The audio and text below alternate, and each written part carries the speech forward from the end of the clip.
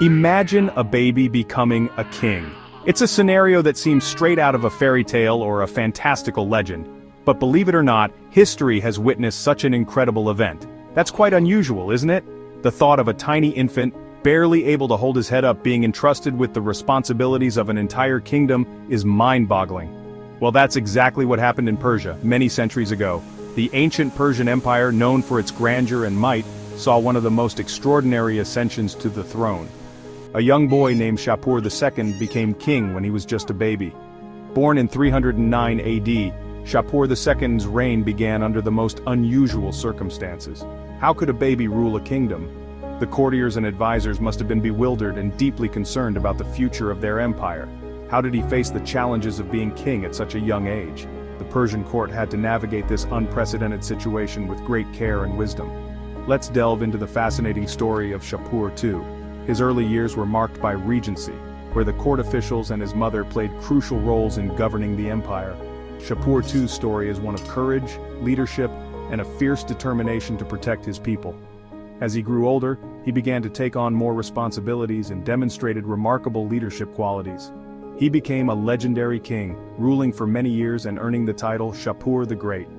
His reign was characterized by significant military campaigns and efforts to consolidate and expand the empire. But his journey to greatness was not easy. Shapur II faced numerous challenges, both from within his empire and from external enemies. He faced many obstacles and enemies who threatened his empire. Through strategic acumen and sheer determination, he managed to overcome these adversities and secure his place in history as one of Persia's greatest rulers. Shapur II was born into a world of turmoil. The Sassanian Empire, once a beacon of strength and stability, was now teetering on the edge of chaos. The year was 309 AD, a time when the empire's future hung in the balance. The year was 309 AD. The mighty Sassanian Empire of Persia was in a state of unrest. The previous king, Amidst II, had died, leaving a void in leadership. His death had not only left the throne empty, but had also created a power vacuum that threatened the very fabric of the empire. The mighty Sassanian Empire of Persia was in a state of unrest. The kingdom, vast and powerful, stretched from the Mediterranean Sea in the west to the Indus River in the east. This immense territory, rich in culture and resources, was now vulnerable to external threats and internal strife. The previous king, Amidst II, had died, leaving a void in leadership. His death had not only left the throne empty, but it also created a power vacuum that threatened the very fabric of the empire. The nobles, always vying for power, began to squabble amongst themselves, each one eager to seize control. The kingdom, vast and powerful, stretched from the Mediterranean Sea in the west to the Indus River in the east. This immense territory, rich in culture and resources, was now vulnerable to external threats and internal strife. Enemies saw an opportunity in the king's death. Tribes from the east and west, sensing weakness, began to raid the empire's frontiers. Enemies saw an opportunity in the king's death. The once formidable borders of the Sassanian Empire were now under constant threat. Tribes from the east and west, sensing weakness, began to raid the empire's frontiers. These incursions were not just mere skirmishes, they were calculated attacks aimed at exploiting the empire's vulnerability. Tribes from the east and west, sensing weakness, began to raid the empire's frontiers. The nobles, always vying for power, began to squabble amongst themselves. The internal power struggles only added to the chaos, making it difficult for the empire to mount a unified defense against the invaders. The nobles, always vying for power, began to squabble amongst themselves. The internal power struggles only added to the chaos, making it difficult for the empire to mount a unified defense against the invaders. The future of the empire looked bleak. The once mighty Sassanian Empire was now a shadow of its former self, struggling to maintain its integrity and sovereignty. The future of the empire looked bleak. The once mighty Sassanian Empire was now a shadow of its former self, struggling to maintain its integrity and sovereignty. Into this chaos, a young Shapur was born. His birth marked a new chapter in the empire's history, one that would be filled with challenges and opportunities. Into this chaos, a young Shapur was born. His birth marked a new chapter in the empire's history, one that would be filled with challenges and opportunities. As the empire teetered on the brink of collapse, the arrival of Shapur II would eventually bring hope and a chance for revival. In a desperate attempt to maintain stability, the Persian nobles made an unprecedented decision. They crowned the infant Shapur II as their king. Imagine that. A king too young to even wear a crown properly. They placed the royal diadem on his mother's lap as a symbol of his reign. A regency was formed to rule in his stead. This group, comprised of powerful nobles and likely his mother, would govern until the young king came of age. However, the regency faced an enormous task. They had to hold the empire together amidst internal strife and external threats. Shapur II's childhood was far from ordinary. Born into the royal family of the Sassanian Empire, his destiny was sealed from the moment he took his first breath.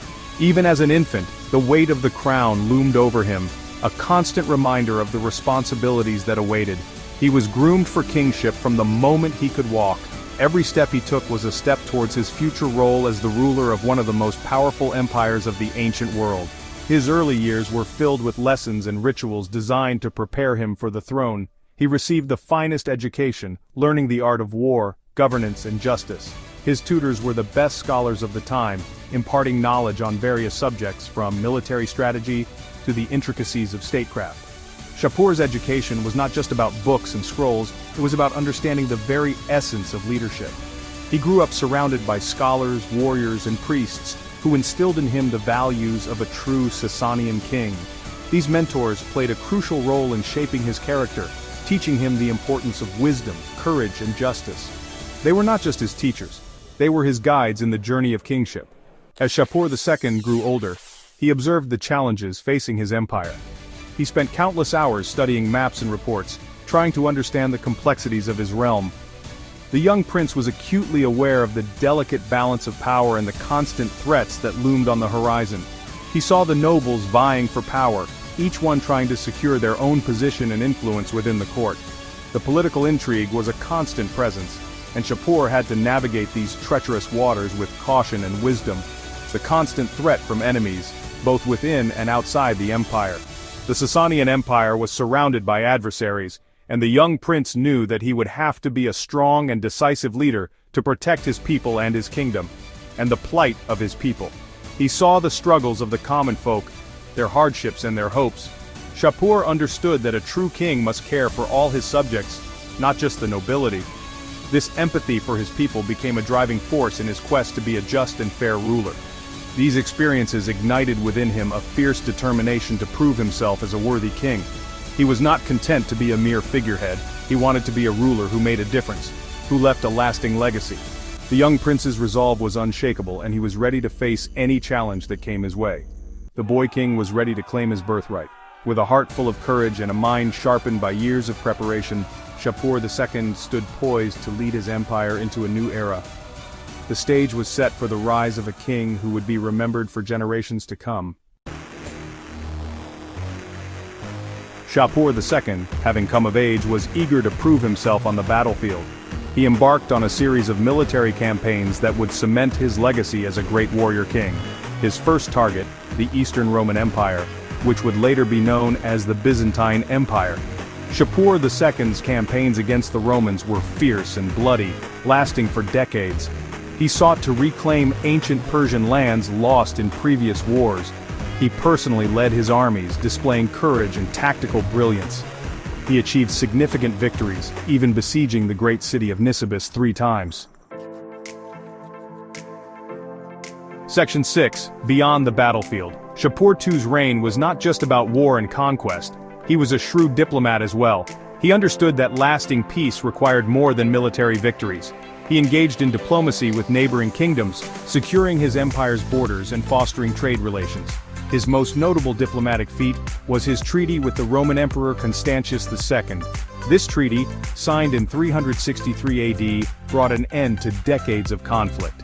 It also allowed Shapur II to focus on other threats, particularly the nomadic Arab tribes who constantly harassed his empire's southern borders. Section 7. A legacy forged in fire. Shapur II's reign was a period of cultural and religious revival. A devout Zoroastrian, he actively promoted his faith, ordering the collection and codification of religious texts. This effort helped preserve Zoroastrian teachings for future generations. He was a great patron of the arts and architecture. He commissioned the construction of magnificent palaces, bridges, and irrigation systems. His reign saw a flourishing of Persian art, literature, and music. Shapur II understood the importance of a strong cultural identity for his empire. Section 8. The Twilight of a Reign. After a long and glorious reign of 70 years, Shapur II's time as king finally came to an end in 379 AD. He died at the age of 70, leaving behind a legacy few rulers could match. He had found his empire in chaos and left it strong and prosperous. His son, Ardashir II, ascended to the throne. However, Ardashir II and the rulers who followed were unable to match Shapur II's brilliance. The empire, though still powerful, gradually fell into decline, plagued by internal strife and external threats.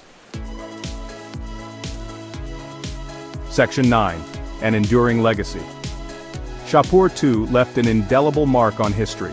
He was a powerful warrior, a shrewd diplomat, and a wise ruler who guided his empire through a turbulent era. His reign was a golden age for the Sassanian Empire, marked by military triumphs, cultural achievements, and religious revival. Today, centuries after his death, Shapur II is still remembered as one of the greatest rulers of Persia. He is a symbol of Persian might, wisdom, and cultural brilliance.